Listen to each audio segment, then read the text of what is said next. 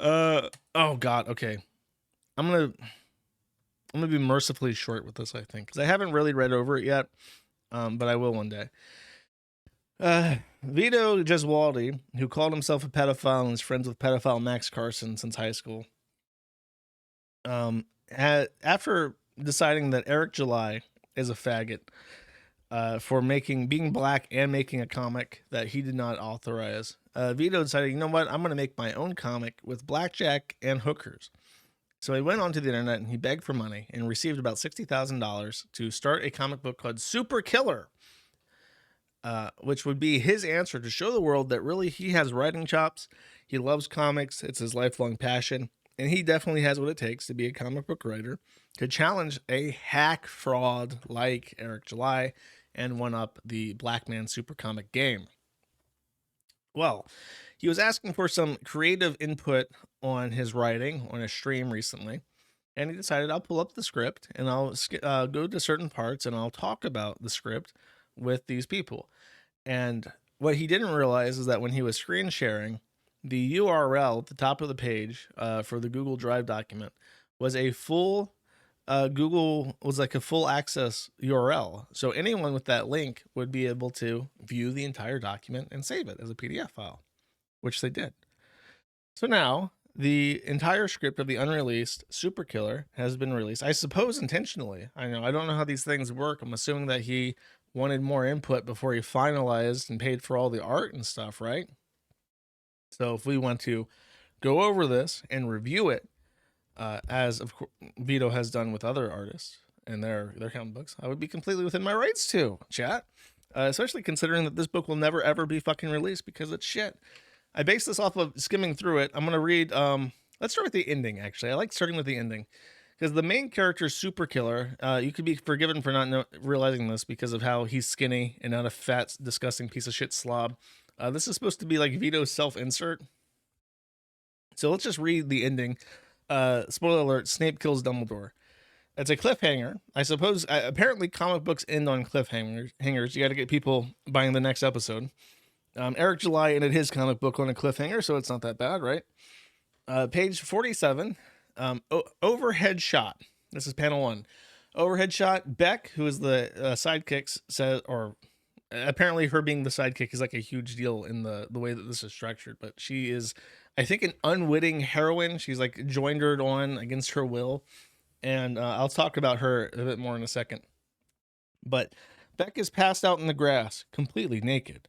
Sam has landed on top of her and appearing to straddle her sexually. Sam, well, this looks bad. Panel 2. Sam's head turns towards a nearby shriek. Woman off screen, eek. Panel 3. A woman points at Sam. Onlookers behind her turning in the direction of her scream. Woman, rapist, get your hands off her. Panel 4. Sam is still straddling Beck, one of his hands on her breast. We see 2 Sam heads, one trying to explain the situation to the woman and the other looking down and freaking out as he realizes what he's touching. Whip blur between both heads. So that's like very anime. Sam, lady, this is all a big mistake, I assure you. Sam again, This is the last page of the book.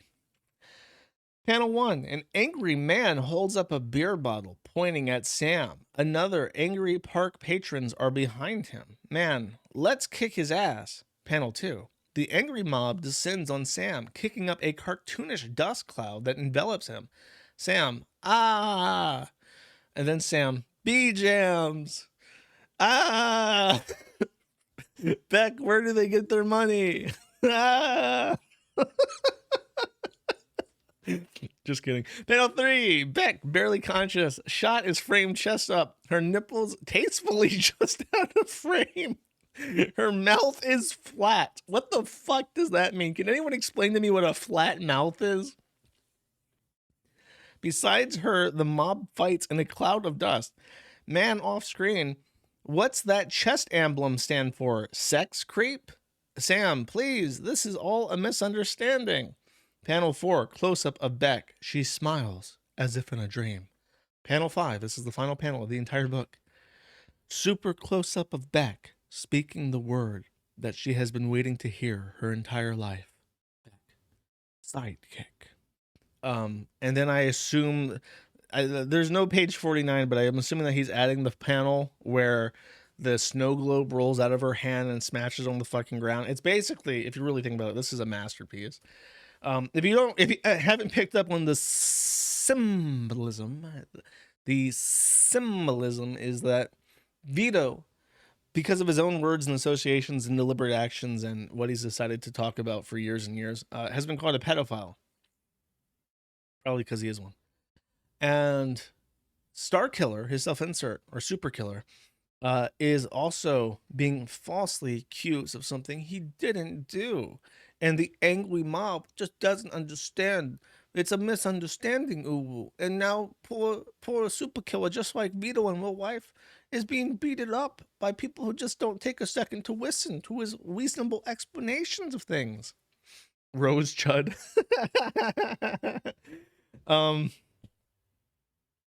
So that's how it ends. Snape killed Dumbledore.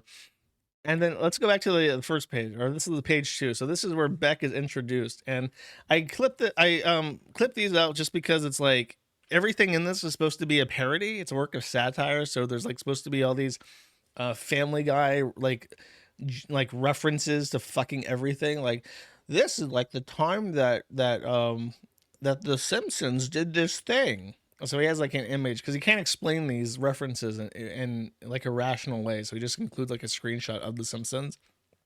In this one, he's trying to explain what a neat's bedroom looks like. So he just includes a shot of some anime. If you know what anime this is, please take a gun and shoot yourself in the head. And then in flipping back to Beck, he just picked like a random picture of this. And what's really weird is that this picture of the diner woman is completely and totally not a representation of what he's actually describing in this comic book. Page 2, panel 1, inside Diner Day. Small inset corner panel, comic book sits on the diner counter. The page is open to reveal the entirety of the previous page was actually a page from an in-world Meteor Man comic book. A female hand holds the page open. Beck off screen. Wow. So the first page is supposed to be some bullshit where it's like a traditional style superhero comic, and then it cuts to the reality, and then there's actually a comic book, and it's supposed to set up this comic is not like other comics. We're gonna break the fourth wall. I'm a pickle, Rick. It's like that. That's how bad we are right off the bat. Panel 2, then we have the picture of a random woman who is completely not what he's describing in the paragraph under it. Full page shot, we meet our heroine, Rebecca Romano, aka Beck. This is our first ever shot of our heroine. Make it count. She's a bit of a nerd, the kind of girl to throw on a gamer headset and play some League of Legends rather than hit the mall or club. But despite her tomboyish attitude, she is an understated beauty with dark lashes, full lips, and cascading brown hair. So if you're the type of guy that masturbates to tomboy shit on the internet, the people jerking off with you are Vito. I just want to make sure that that is known. That's what's being described here. That's the camp you find yourself in. Oh, sorry, I got rid of the beautiful comic I want you to read. She wears a stereotypical waitress's outfit. See the reference above. Man, thank God for this reference. If it wasn't for this reference, I would never know what a fucking diner waitress wears. That my world of understanding does not include concepts such as diners. Thanks, Vito. Then there's this description. This right here. This is on page 3. So this is like your introduction to this 50-page comic book. Beck looks down at the comic book on the counter, appearing bored. One hand holds the comic book open, while she rests her chin on the other. Her name tag clearly reads Beck. Behind her are expected accessories of a diner: a microwave, condiment bottle, coffee machine, whatever feels right. Beck, were comics always this bad? So page 3, all you see so far is like I assume actually, let me pull up the first page. Let me see if this is like a direct Eric July reference that I'm just not getting. I want to make sure that my Superkiller review is completely accurate. Page 1. This entire page should be done up as a page from the Golden Age comic book, Screen Tone's old-fashioned artwork. So this isn't even specifically making fun of Eric July. This is just supposed to be like, remember old comics? Weren't they bad? Fuck yeah. Panel 1, inside secret base. The fiendishly evil villain UFO bot at a computer control panel. His eyes wide open to find his evil deeds are interrupted by the arrival of a mighty hero, Meteor Man. The hero's flying punch has easily broken through the rock of USO bot's secret base. Bits of debris are still filling the air. Meteor Man flies through the hole his punch has created. It says, looks like the jig is up, UFO bot. UFO bot says, Meteor Man, but that radioactive meteorite should have disabled your powers. So this is supposed to be like intentionally bad. But then it cuts to, yeah, it's just like trite shit. Ironically, this is like the most detailed page of the entire thing. Like the only thing that Vito describes that takes up like 3 pages like this is apparently the one page that's supposed to be really bad. He knows what bad looks like. That's what I'm getting from this. Cool. And that's it. There's 50 pages of Superkiller for you to read. This is only version 3, so keep in mind he might update this and fix everything. But what you're reading has gone through 3 iterations of revision, and this is what it's mounted up to. Great, awesome. This is such a bad idea for Vito. Why did he choose down the hill if I can make good comic even though I have no experience and don't like comics? Because he's a fat retard. That can be described by literally everything that Vito does, is he's a fat retard. Why does he think that he can do certain things? Because he's a fat retard. I mean, no. His current tweets are like, your outrage makes me famous, idiot. Like, nobody's supporting you. Your videos make like $12 a month on YouTube, and that's with the Star Wars shit that broke $1 million. He lives in California and he makes less than like $50,000 a year, and I'm supposed to be jealous of his income? Are you fucking ridiculous? Like, and imagine all the things he's had to sacrifice. Whenever like you hear, oh, this guy makes $50,000 off of his internet presence, that's his entire life. He lives in LA. He's cut off his prospects. He's known as a pedophile because he keeps defending stupid, edgy shit and has outright said that he's a pedophile. And now that's like his lot.